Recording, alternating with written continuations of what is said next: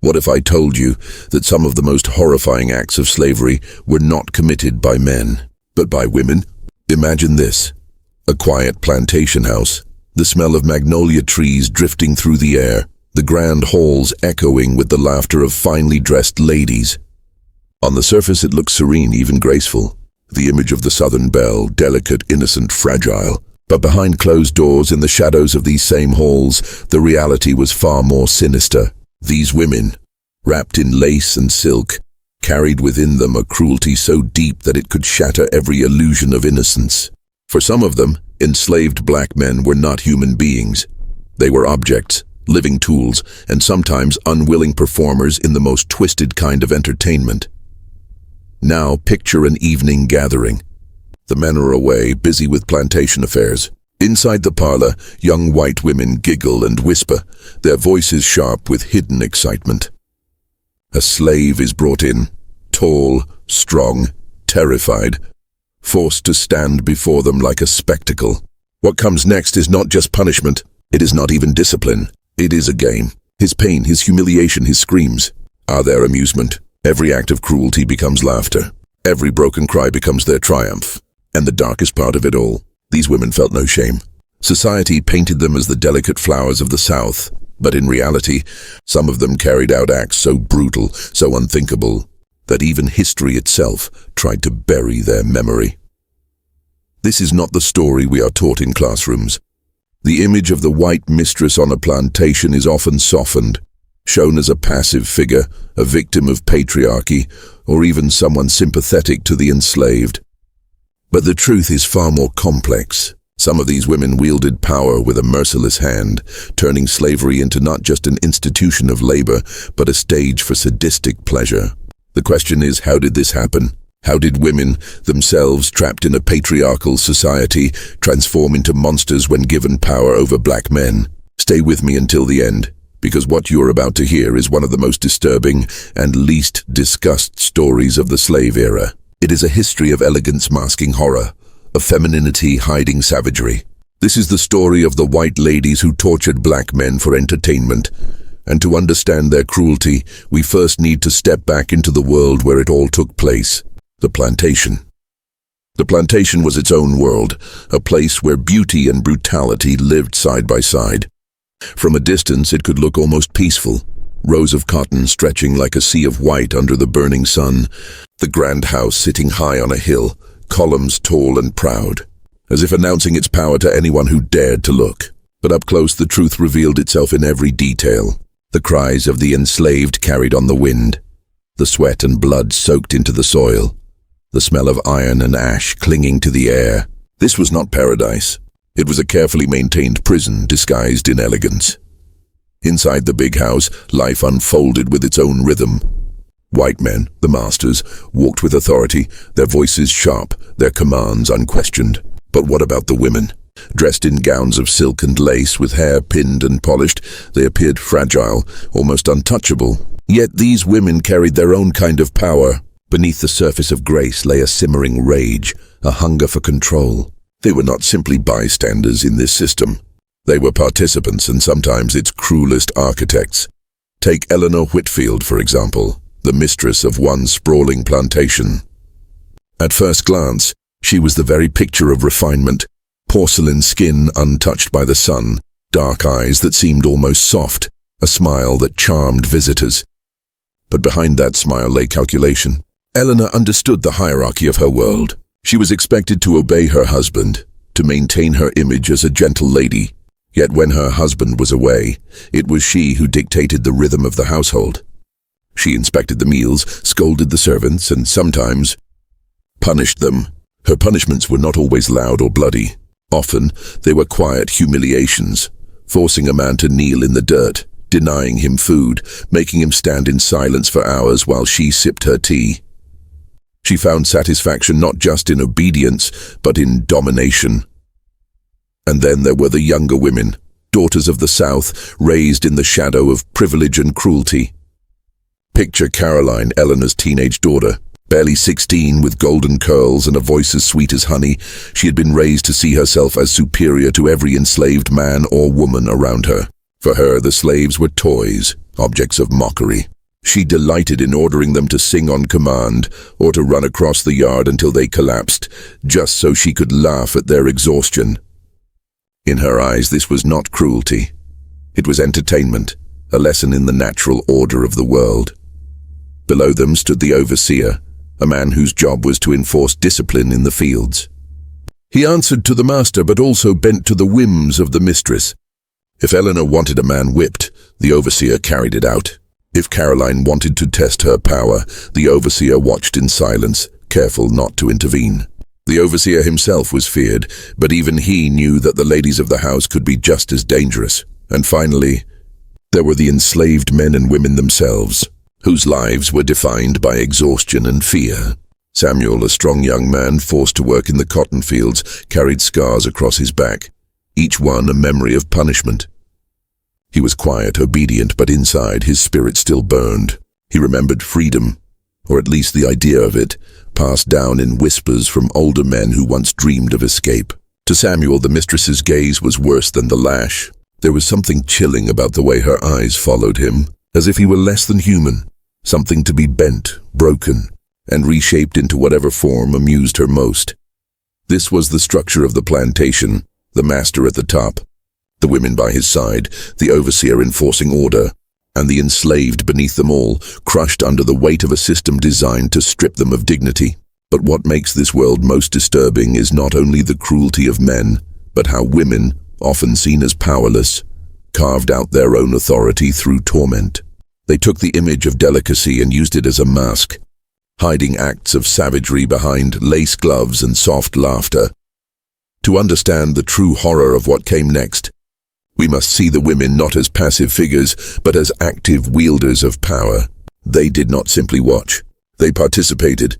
They commanded. They created spectacles of suffering, and they justified it all as part of the natural order.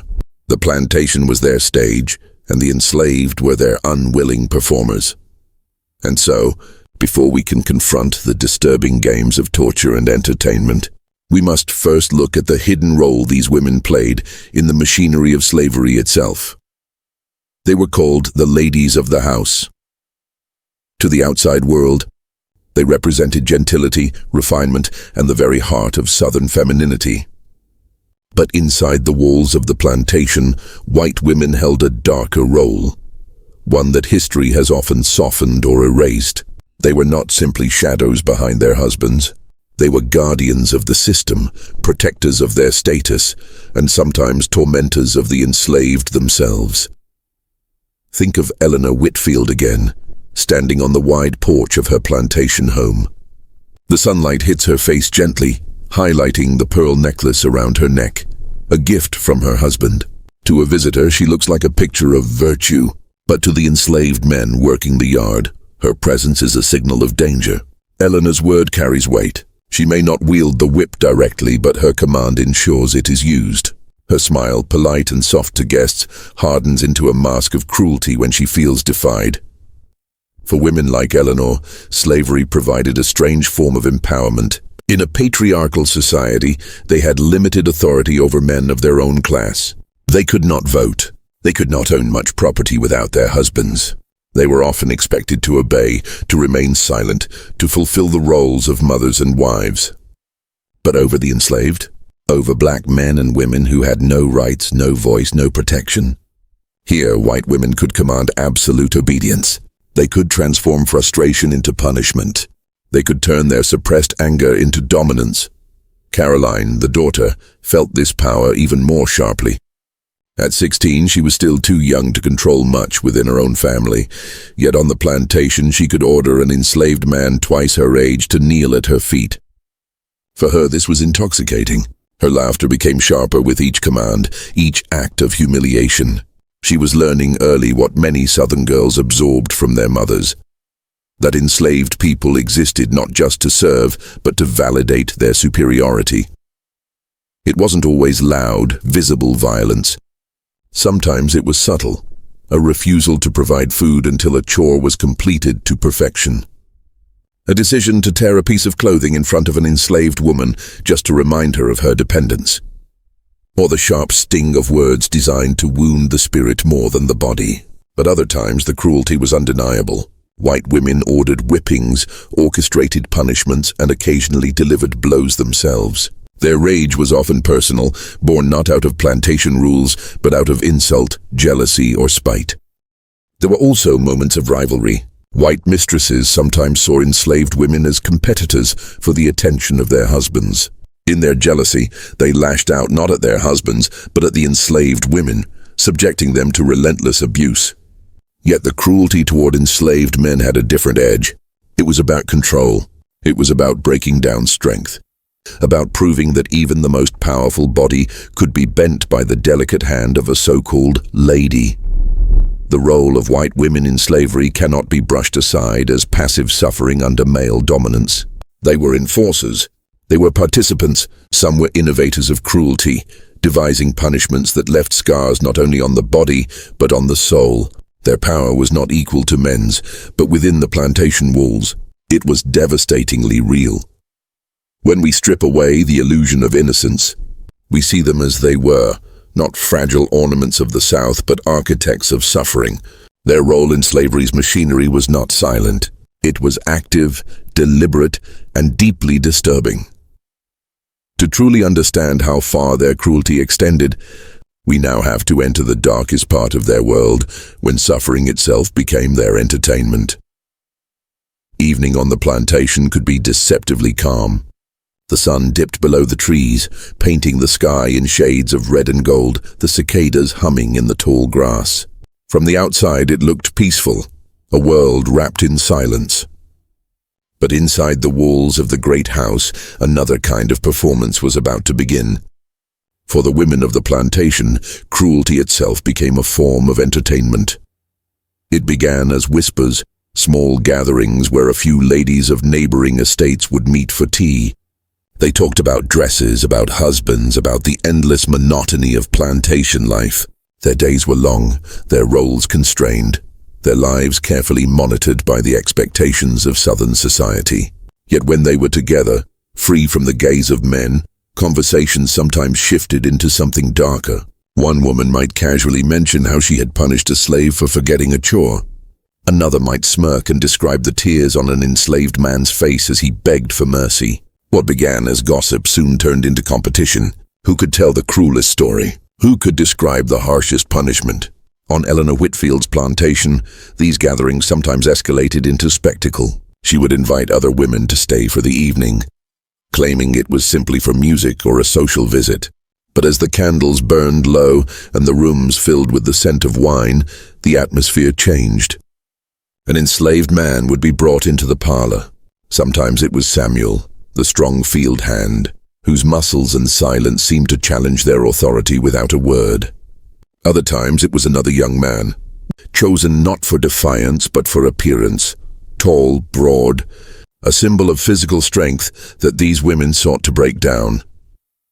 The rules of the game were never spoken aloud, but everyone understood them. Each woman took a turn, inventing some task or command meant to degrade. One might order the man to sing until his voice cracked. Another might command him to kneel on the floor, bowing his head like a servant in a twisted parody of chivalry. Caroline, with her sharp laughter, often devised the cruelest instructions. She once demanded that Samuel crawl across the room like a dog, her friends clapping and laughing as he obeyed. When he hesitated, the overseer's whip cracked against his back, leaving a red line that bled through his shirt. The women cheered, their applause as chilling as it was mocking, but these games did not always stop at humiliation. Sometimes the women's cruelty turned physical. Eleanor herself, in moments of dark indulgence, would take a switch or a riding crop and strike an enslaved man, testing her own strength against his endurance. Her friends would watch with wide eyes, half shocked, half thrilled, as she carried out her punishments. Each scream, each flinch became proof of her control. And when she grew tired, she would sip her wine as if nothing had happened. Her hands steady, her face calm, as though cruelty were just another evening's entertainment. The most disturbing element was the laughter. For these women, the suffering of a man was not tragic. It was amusing. Their giggles filled the air, as though they were watching a play, as though human agony was simply a performance staged for their delight. To them, it was not a human being standing before them, but a prop, an object, a canvas on which they painted their frustrations and their power. Caroline, especially, seemed addicted to this cruelty. At 16, she had already grown accustomed to commanding the lives of others, but these gatherings gave her something more intoxicating, an audience. She enjoyed the gasps, the shocked laughter of her friends as she pushed the boundaries of humiliation further and further.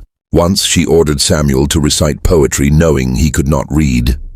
His silence brought her a wicked smile, and she mocked him for his ignorance until her friends were doubled over in laughter.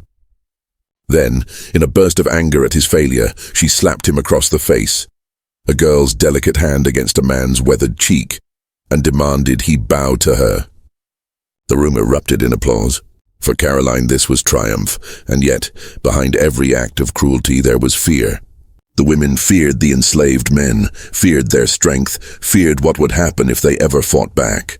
Their games were not just amusement, they were rehearsals of dominance, rituals meant to remind everyone, including themselves, of who held power. By breaking men down publicly, by turning them into objects of laughter, they reinforced the lie that white women, even in their fragility, were untouchable. For the enslaved, these gatherings were worse than whippings in the fields.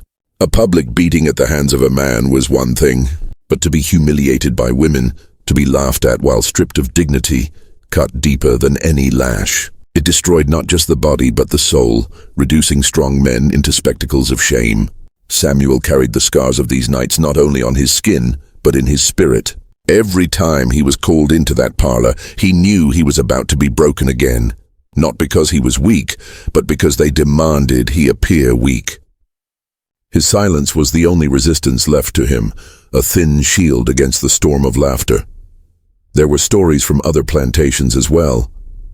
In Mississippi, a mistress was said to gather her friends in the courtyard, forcing enslaved men to fight each other like animals while the women cheered. In Louisiana, a young woman once ordered a man to stand in the sun for an entire afternoon, holding a heavy stone above his head until he collapsed. These were not isolated acts.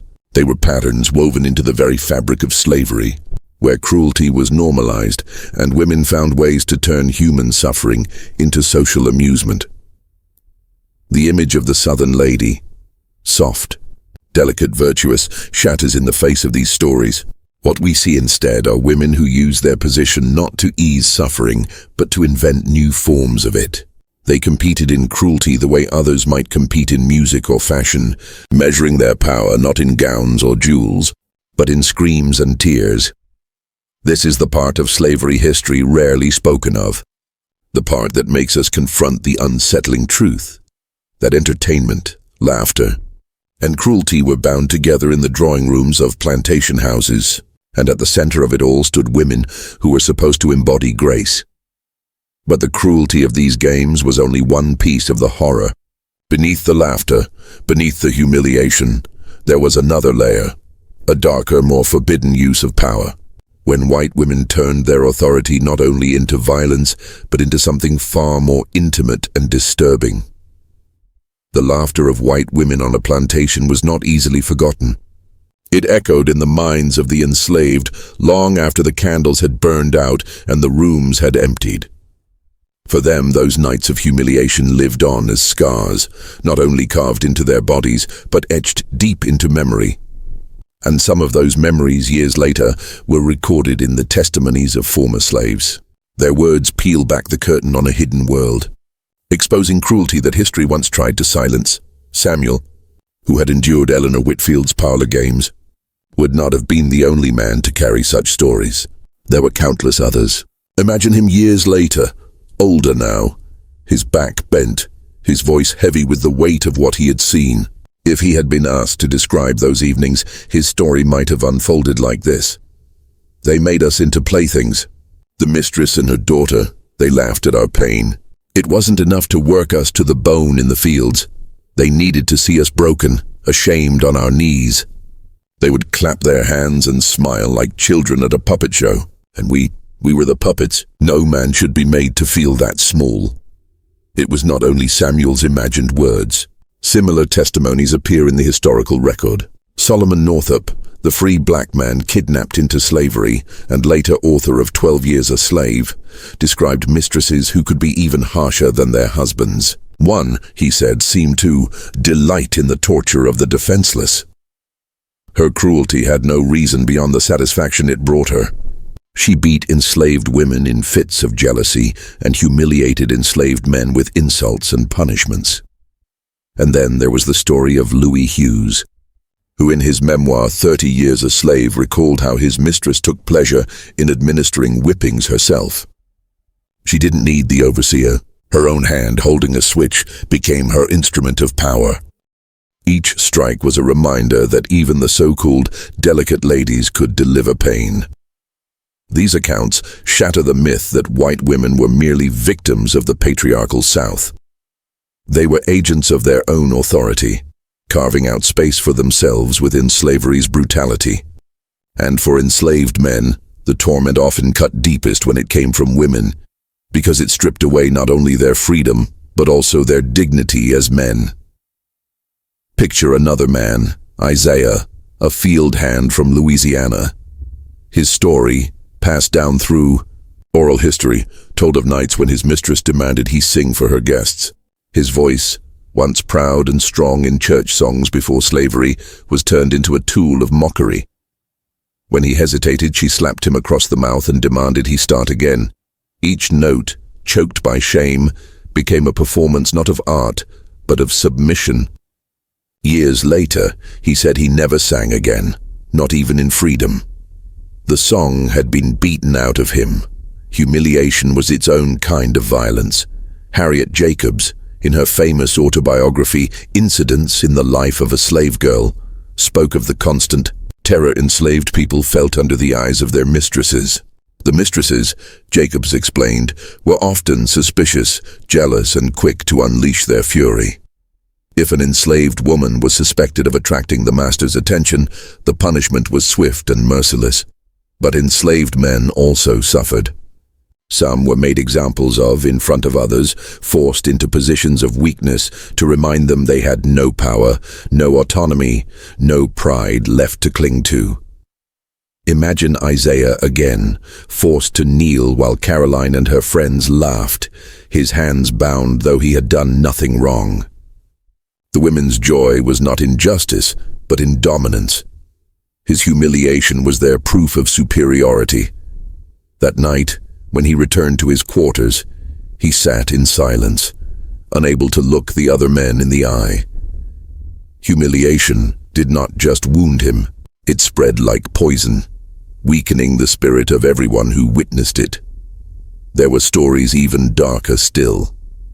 One man, interviewed by the WPA in the 1930s, recalled how his mistress invented games to keep herself entertained. She would order him to run across the yard while she and her friends threw stones, laughing when he stumbled. It was a show to them, he said quietly, like we was animals, not people. His words carried the pain of memory even decades later. The cruelty of these women was not limited to the body. It reached into the mind, stripping away identity and pride. For many enslaved men, survival meant silence, bowing the head, obeying every order, swallowing rage and humiliation day after day. Yet within them, a spark still lived, a quiet refusal to let their spirits be fully destroyed. That spark, however small, was a form of resistance. The narratives also reveal the twisted contradictions of white women's behavior. In public, they presented themselves as paragons of virtue, church-going ladies devoted to morality. They dressed in fine clothes, sat in pews on Sundays, and bowed their heads in prayer. But in private, their actions betrayed the hollowness of that image. They prayed with lips still wet from laughter at a man's suffering. They asked for forgiveness with hands still red from holding a whip. To hear these stories is to understand the depth of the betrayal. Enslaved men had no shield against this cruelty. Even their masculinity, their strength, their dignity was turned into a weapon used against them. And for white women, every act of domination reinforced the illusion that they were powerful, even in a society that denied them power in so many other ways. The stories from slave narratives give us fragments, glimpses into moments of horror. Each one is a window into a night, a punishment, a humiliation that has long since passed, but still echoes. Put together, they paint a picture of a truth that cannot be ignored. White women were not innocent bystanders. They were active participants in the machinery of slavery, finding in cruelty both entertainment and affirmation. And yet, as disturbing as these testimonies are, they point to something even darker. Because not all acts of cruelty were limited to whippings, humiliations, or forced performances. Some crossed into territory even more intimate, more forbidden, more disturbing than anything we have yet spoken of. Night fell over the plantations like a shroud, but it was not always a shield for the enslaved. Darkness often brought with it the most intimate horrors, the kind no man dared to speak of in daylight. Behind locked doors and shuttered windows, another kind of power revealed itself. It was quieter than the lash, more secretive than the whip, but no less violent. The history of slavery has long spoken of the sexual exploitation committed by white masters. That story is well known, written into the fabric of the past. The master's unrestrained desire, the assault of enslaved women, the children born of coercion. But what is less told, almost whispered, is that white women, the very symbols of purity and morality in the antebellum South, were also players in this dark theater. To speak of it was dangerous. For enslaved men, silence was survival. If a mistress chose to exert her will in the shadows, to cross a boundary forbidden by law and culture, he had no defense. Consent was not a word that existed in his world. Resistance was unthinkable, for to deny her was to risk the lash, the noose, or worse. Imagine Samuel again, years after Eleanor's parlor games. He remembers the night she called him into her chamber. The air smelled of rosewater and candle wax, heavy and stifling. Eleanor sat at her vanity, brushing her hair, her eyes catching his in the mirror. There was no softness in her gaze, only command. "Close the door," she whispered. Samuel obeyed, though his heart pounded. His hands trembled, not with desire, but with fear. In that moment, he was not a man. He was property. She held the power of life and death over him, and she knew it. When she reached for him, it was not intimacy, it was conquest. Each touch was an assertion of ownership, a declaration that even his body, his very masculinity, belonged to her. This unspoken reality surfaces in fragments of testimony. Some formerly enslaved men, interviewed decades later, hinted at the sexual demands of white women, but often lowered their voices when they spoke, as though afraid, even in freedom. A few dared to tell the truth outright, that white mistresses sometimes used the enslaved to fulfill desires they could not admit publicly. In a world where women's sexuality was bound by strict codes of purity, enslaved men became their forbidden outlet, exploited not out of love, but out of hunger for power and secrecy. The paradox is staggering. Southern society exalted white women as delicate, pure, untouchable, pedestals of virtue meant to be protected by their husbands. But inside the walls of their homes, some of those same women inverted the very roles they were given. They became the predators, using the men society deemed beneath them to satisfy impulses they could never acknowledge in daylight. One story, recorded in whispered tones, tells of a young enslaved man who was forced nightly into his mistress's bed. She was the wife of a prominent planter, her reputation flawless in town. To her friends, she was modest, devout, a lady of refinement. But in the silence of her chamber, she stripped that mask away. The young man later confessed that he lived in constant fear, not only of her touch, but of her jealousy. If he resisted, she threatened to accuse him of attacking her. In the South, such an accusation meant certain death. He complied, not out of choice, but out of sheer terror. This was the twisted cruelty of the sexual power dynamic. The men were damned if they yielded, and damned if they resisted. Either path led to destruction. Submission robbed them of dignity. Refusal could cost them their lives. The cinematic weight of these stories lies not in explicit detail, but in the silence that surrounds them. Consider how many voices went unheard, how many men carried this shame to their graves, unable to confess it even to their own families. Silence itself became another wound, passed down invisibly from generation to generation. The hypocrisy of it all is impossible to ignore. White women who preached morality in church pews, who scolded enslaved women for tempting their husbands, were themselves engaging in the very sins they condemned. Their purity was a mask, and beneath it lay a hunger sharpened by power. For them, the enslaved man was both forbidden fruit and helpless victim. And because society refused to acknowledge this possibility, they faced no accountability. The men, meanwhile, carried the burden of shame alone. Imagine Isaiah once more, the singer forced to perform. One night, his mistress called him to her chamber under the pretense of needing water. When he entered, she dismissed the maid and closed the door. She placed her hand on his chest, feeling the rhythm of his heartbeat. "You belong to me," she whispered. Isaiah's stomach turned, but he dared not move. He knew that if she cried out, his life would end before morning. That night, Isaiah left her room a broken man. The songs that had once filled his lungs now felt like ashes. When the other men asked why he no longer sang, he had no answer. How could he tell them the truth? How could he confess the shame, the violation, the helplessness? Silence was safer. Silence was survival. Historians have long debated how widespread this reality was. The truth is hidden, buried under generations of denial. But the fragments that emerge, the whispered testimonies, the careful hints in slave narratives, the passing mentions in court records, are enough to reveal a chilling pattern. White women were not merely victims of slavery's sexual power dynamics. They were also participants, wielding their own form of control over enslaved men's bodies. The weight of this history lies not only in what was done, but in what was silenced. These men had no voice in their own time.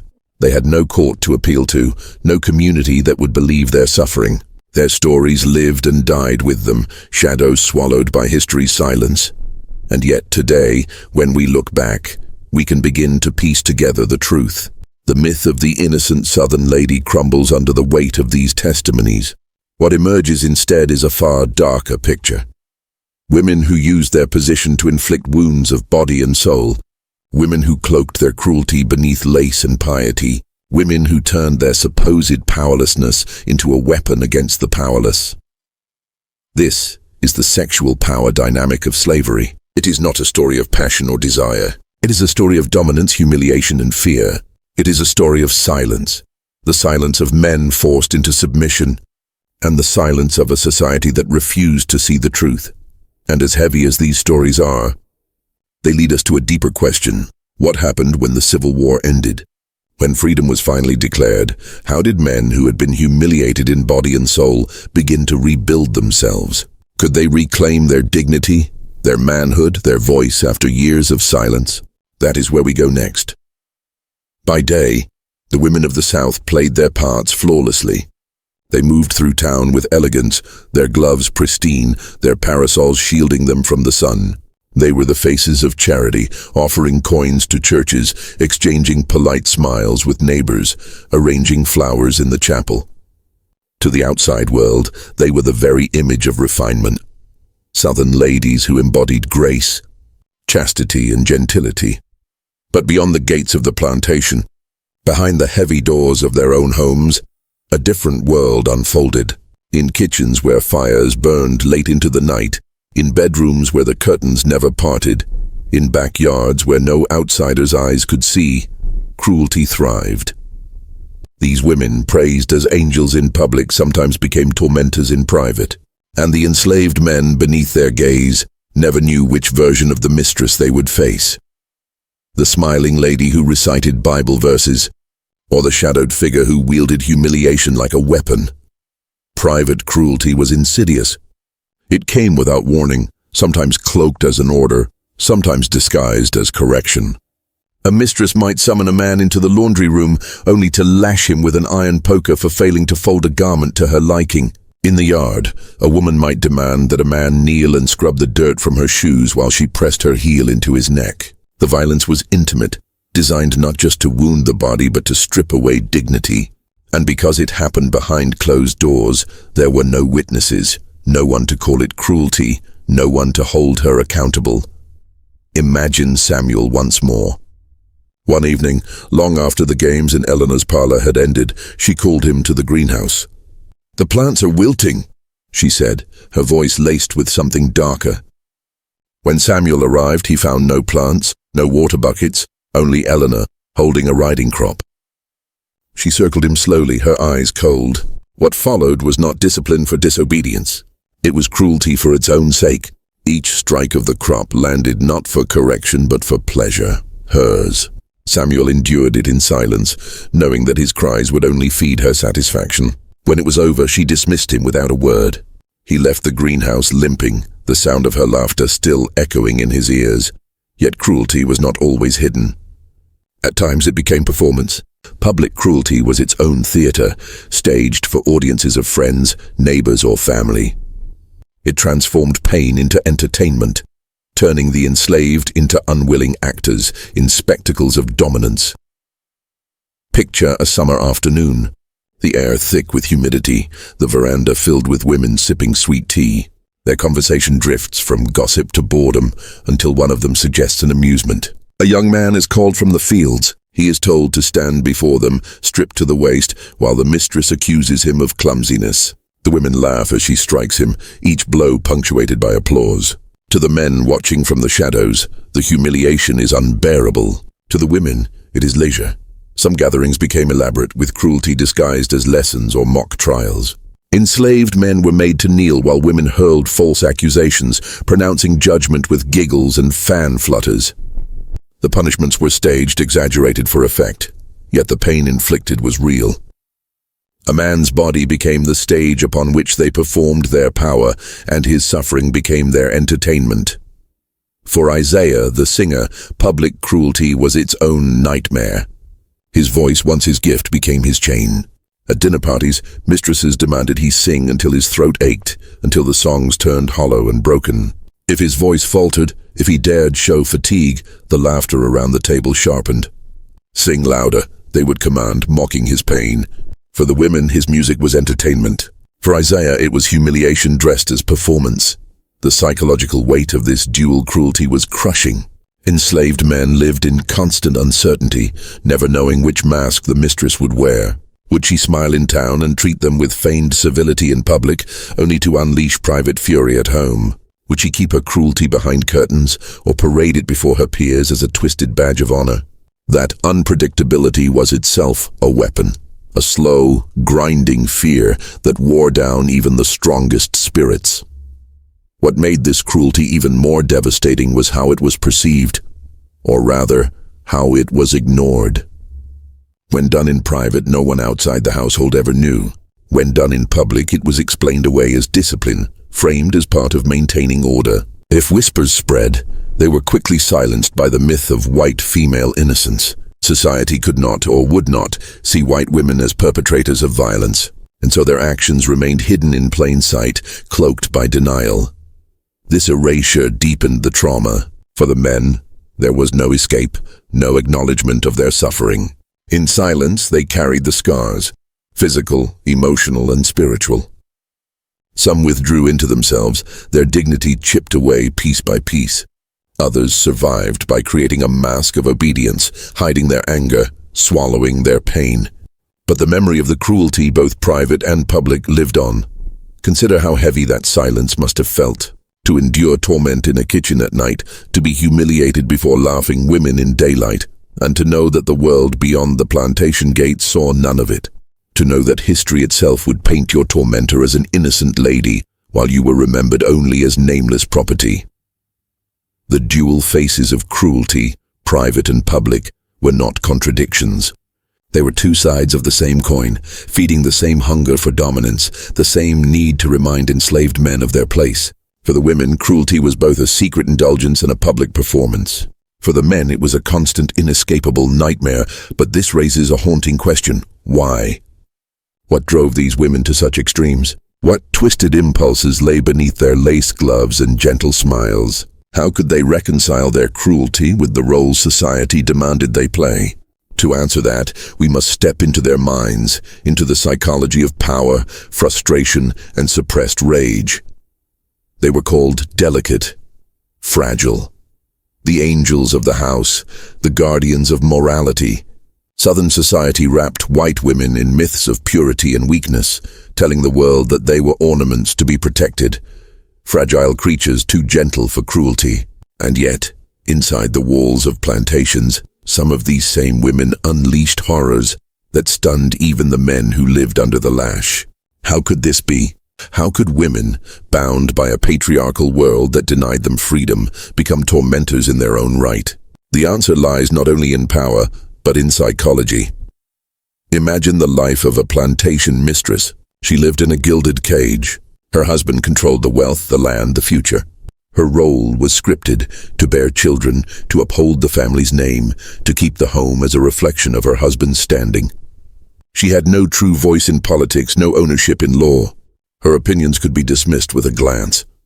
She was both elevated and diminished, praised as essential yet stripped of real power. And yet, within this cage, she discovered that there was one realm where she could exercise control over the enslaved. Here, in the shadows of her husband's authority, she could become master. With enslaved men and women, she did not have to be delicate. She did not have to obey. She could command, punish, humiliate, and in doing so, she could taste a power otherwise denied to her. Psychologists today might call it displacement, anger at one's own confinement, redirected toward those even more powerless. A husband's infidelity, a life of boredom, the sting of being treated as ornamental. All of it could be poured out on enslaved men who had no defense. Cruelty became not just an act of domination, but a form of release. There was also jealousy. White women were told they were the paragons of purity, but they knew the truth of their husbands' desires.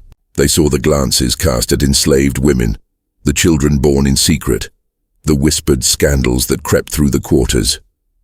The mistress lived with the knowledge that her husband might lie with another woman just beyond the fields, and that woman was legally considered property. The humiliation was unbearable, and so the mistress turned her fury not on her husband, whom society forbade her to confront, but on the enslaved. Black men in particular became targets for displaced rage, punishing them, humiliating them, breaking them. It became a twisted way of reclaiming control over the chaos of her own life. Dehumanization made it easier. From birth, these women were raised in a culture that told them enslaved people were not fully human. They were taught that black men were dangerous, animalistic, driven by base impulses. To whip them, to mock them, to exploit them was not cruelty. It was, in the eyes of the society they grew up in, management. That lie, repeated often enough, gave them permission to indulge the darkest corners of their psyche. But not all cruelty came from rage or jealousy. Some of it came from curiosity. The kind of curiosity that grows when morality is stripped away and power has no limits. A young mistress raised in comfort might find herself wondering, what happens if I command him to do something shameful? What if I force him to stand naked or to endure pain while others watch? The thought becomes experiment, the experiment becomes practice, and soon, cruelty becomes entertainment. Take Eleanor, the woman who haunted Samuel's memories. On the surface, she embodied refinement, attending church, teaching scripture to her children, visiting neighbors with baskets of biscuits. But inside she harbored frustrations her husband never noticed. He dismissed her opinions, mocked her ideas, treated her as decoration. In Samuel she found an outlet. Each command she gave him was a rebellion against her own powerlessness. Each act of cruelty was proof that in one corner of her world, she was not invisible. She was master. Isaiah, too, felt the sting of psychology's shadows. His mistress adored his voice but despised his spirit. She could not bear the thought of him possessing a gift that brought joy to others, not when she herself was bound by endless monotony. And so she twisted his gift into torment. Forcing him to sing on command, stripping the joy from his music, was her way of ensuring that his talent never outshone her control. The psychology of cruelty is never simple. Some women relished their acts with sadistic pleasure, laughing as men writhed before them. Others acted out of frustration, their anger misplaced but no less devastating. Still others convinced themselves that they were teaching lessons, that humiliation was correction, that violence was necessary to maintain order. Each justification reveals the same truth. Once a person has absolute power over another, the boundaries of morality begin to blur. There is something haunting in how ordinary it became. A mistress might strike a man in the morning for failing to carry a tray properly, then spend the afternoon embroidering by the window, humming hymns. She might humiliate him at night in front of her friends, then kneel in prayer before bed, believing herself righteous. The human mind has an astonishing ability to reconcile contradictions, to justify the inexcusable when it benefits one's sense of control. And the enslaved men knew it. They saw the duality. The soft hands that fed a child, and the same hands that whipped a man bloody. They lived with the terror of unpredictability. Was today the day she would smile kindly, or the day she would strike? That constant uncertainty was its own form of psychological torture, a slow erosion of the spirit. The legacy of this cruelty is not only physical, but mental. The shame inflicted on these men was designed to strip them of their manhood, to break their spirit, to remind them endlessly of their place. And for the women, the cruelty became a coping mechanism, a dark mirror reflecting their own imprisonment in patriarchy. They were both victim and perpetrator, confined and cruel, powerless and powerful. This paradox is what makes their story so disturbing. They were not monsters in appearance. They were not cloaked in darkness, their cruelty written on their faces. They were mothers, wives, daughters, women whose smiles hid secrets, whose prayers masked sins, whose laughter often rang over another's suffering. To understand their psychology is not to excuse it. It is to confront the uncomfortable truth that oppression does not always create compassion. Sometimes it creates monsters. Sometimes the oppressed within one system becomes the oppressor within another. And sometimes the deepest cruelty comes not from those we expect, but from those the world has called pure. And so we must ask, what happens when history chooses to forget? What happens when these stories are erased? When these women are remembered not as tormentors, but as delicate belles of the South? That silence, that erasure, is the story we must now confront. History is a strange thing. It does not always remember what truly happened. Sometimes it chooses, sometimes it erases, and sometimes it rewrites cruelty into beauty, silence into myth. The story of white women on plantations is a perfect example of this erasure. For more than a century after slavery's end, the image of the Southern lady lived on, polished and romanticized. She appeared in novels and films as gentle, noble, pure, a victim of circumstance, a fragile figure mourning the loss of a world built around her. In paintings, she was forever seated on verandas, bathed in soft light, her dress billowing like angels' wings. In school books, she was described as genteel, kind, deeply devoted to family. But the truth of her hand raised in cruelty, her laughter ringing over another's humiliation, her whispers in the night commanding unspeakable acts, the truth was buried, forgotten, or perhaps deliberately ignored. Part of this silence came from power. The South, reeling after its defeat in the Civil War, sought to rebuild its identity. It could not afford to remember its women as torturers. Instead, it needed them as symbols, proof of a noble cause, martyrs of a lost world. And so the myth of the Southern Belle was born, a myth that erased the blood beneath the lace. Another part of the silence came from shame. White women themselves rarely spoke of their actions. Diaries that mentioned cruelty were burned or edited.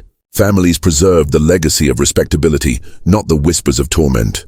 To admit the truth would be to destroy the carefully crafted image of innocence. And so the silence stretched across generations until historians themselves began to inherit the myth. Even enslaved men often carried their silence into freedom. When interviewed in old age, some spoke of the lash, the hunger, the endless labor. But when it came to the private cruelties of mistresses, many fell quiet. Some dropped hints, a nervous laugh, a half-finished sentence, a whispered memory. But to name the full truth was difficult. It required reliving the shame, the humiliation, the powerlessness. For many, it was easier to let those memories rot unspoken, and so history became lopsided. The cruelty of white men was documented, condemned, remembered. The cruelty of white women was softened, excused, or erased. They were cast as passive victims, as protectors of family, as ornaments of grace. And in doing so, society allowed half of the horror to disappear from memory. The silence shaped culture in ways we still feel today. Think of how slavery is often taught. The lash, the chains, the master's violence, these are acknowledged. But how often do we speak of the mistress? How often do we imagine her in the kitchen, burning the flesh of a man for failing to polish silver correctly? How often do we see her in the parlor, orchestrating humiliation for her amusement? Rarely. Because the myth of her purity still lingers, wrapped around our memory like a veil. This erasure is dangerous. It suggests that cruelty has a gender, that women are incapable of violence, that they are only victims, never perpetrators. But history tells us otherwise. To deny their role is to deny the full scope of slavery's horror. It is to ignore the fact that power, when unchecked, corrupts not only men but women too. Think of Eleanor, of Isaiah's mistress, of the countless unnamed women whose cruelty lived and died in silence. Their stories challenge the way we think of history, the way we think of gender, the way we think of power itself.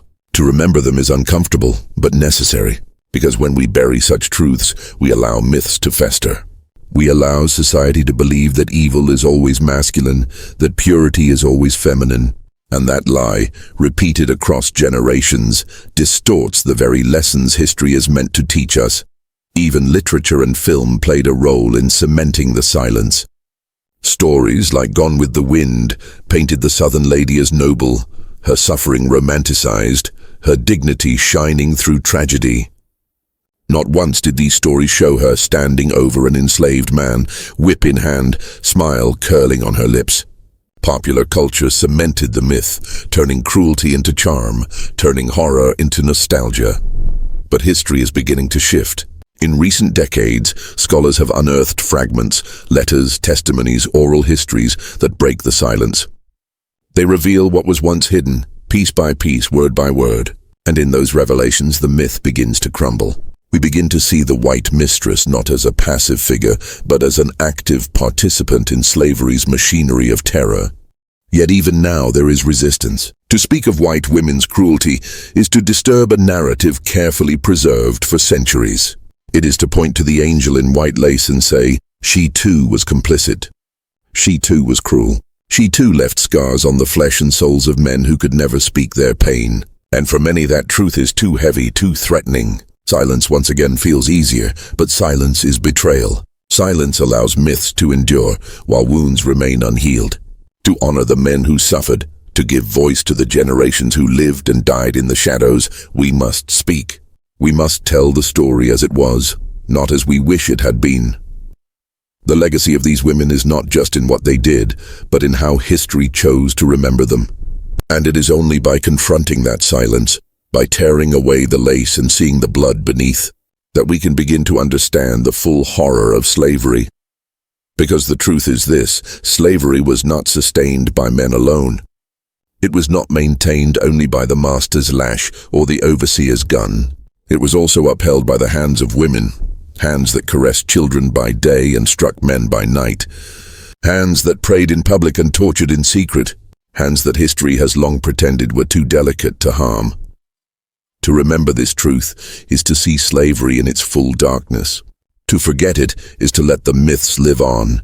And so we must ask ourselves, what do we do with this truth now? How do we hold it, confront it, and learn from it? That is the final step in our journey. The story you've just heard is not easy to sit with. It lingers, it unsettles, it claws at the corners of what we thought we knew about history. And perhaps that is exactly the point.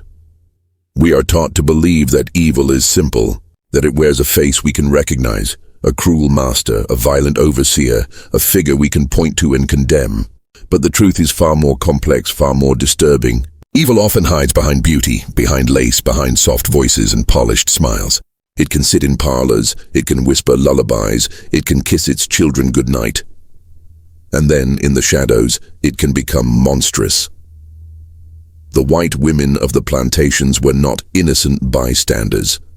They were not fragile victims of a man's world. They were active participants in a system that thrived on terror. They inflicted pain not because they had to, but because in many cases they chose to. They crafted cruelty into rituals, turned suffering into entertainment, and stitched violence into the very fabric of their daily lives. That is the truth history tried to bury, and that is why we must speak it aloud.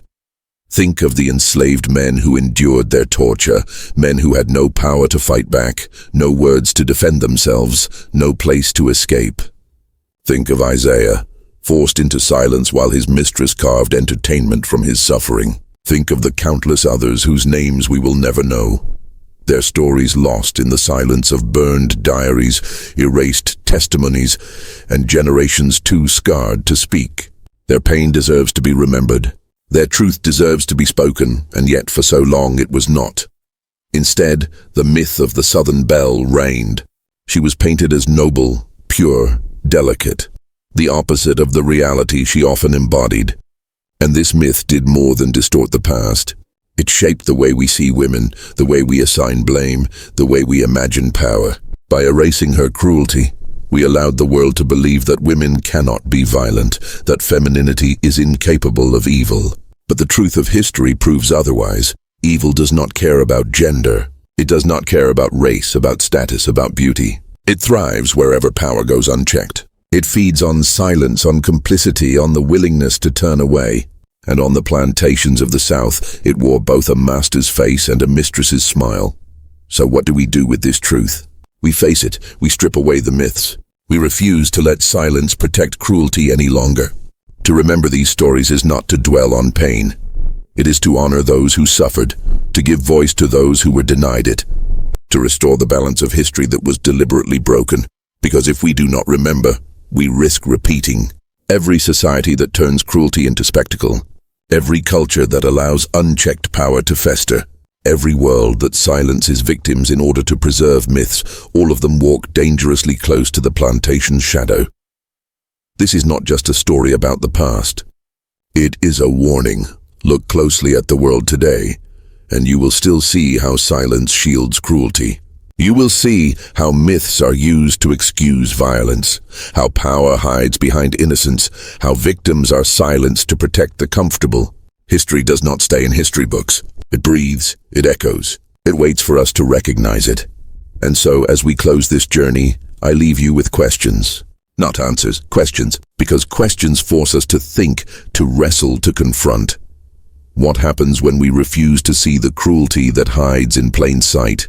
What happens when we allow myths to take the place of truth? What happens when power in any form goes unchallenged? These are not just questions about slavery. They are questions about us, about our societies, about the stories we choose to remember and the ones we choose to forget. If this story unsettled you, let it. Sit with that discomfort, because discomfort means growth. Discomfort means the truth has pierced through the myths. The men who suffered under those women's hands cannot speak to us now, but we can carry their truth forward. We can refuse to let their stories vanish in silence again. And perhaps in doing so, we begin to chip away at the myths that blind us, not just about the past, but about the present. So, as you leave this story, I ask you to carry it with you. Share it, speak about it, Confront it. Do not let silence win again. Because history does not belong to those who hide it.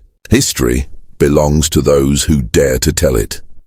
This was not just a story about the cruelty of white women on plantations. It was a story about power, about silence, about the cost of forgetting. And if we remember it, truly remember it, then perhaps we take one step closer to ensuring such cruelty never finds a home again. So I leave you with this. What if the myths we believe about innocence, about purity, about gender itself, are wrong? What if behind the lace and laughter lies a truth we are too afraid to name? And what if naming it, finally, is the only way to honor those who suffered, and the only way to protect those yet to come? That choice is ours. And if you believe these stories must be heard, if you believe silence must never be allowed to bury truth again, then do not let this story end here. Speak it, share it, leave your thoughts below. Add your voice to the chorus that says, "We will not forget. We will not be silent." Because silence is what allowed cruelty to thrive then. And silence is what will allow it to thrive again, unless we choose to break it.